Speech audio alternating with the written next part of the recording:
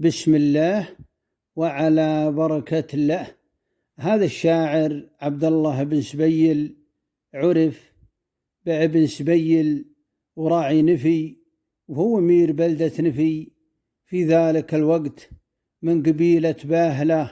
هذه القبيلة العريقة، شاعر مفحول الشعراء في وقته، ولا زال شعره يتناقلونه إلى حد الآن من جزالته وعمق معناه وقوته وسهل الحفظ وقريب من وجدان الناس.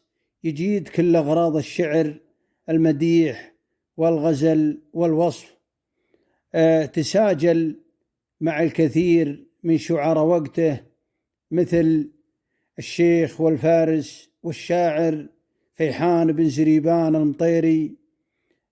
من ضمن ما قال الشيخ فيحان يسند على بن سبيل، يقول: يا راتب من عندنا 900 و90 مع 90 والفن عدادي، يلفن من عندي زبونا الونيات، ابن سبيل ريف هجن إردادي.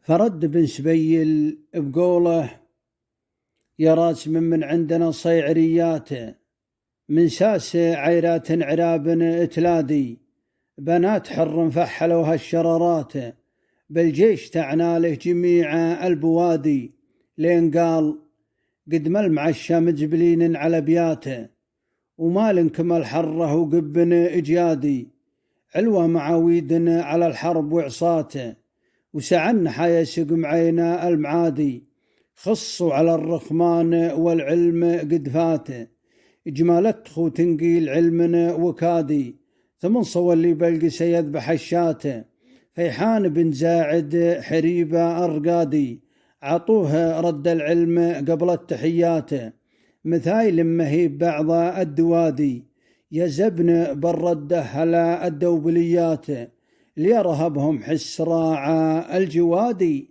رحمة الله عليهم جميعا وأموات المسلمين.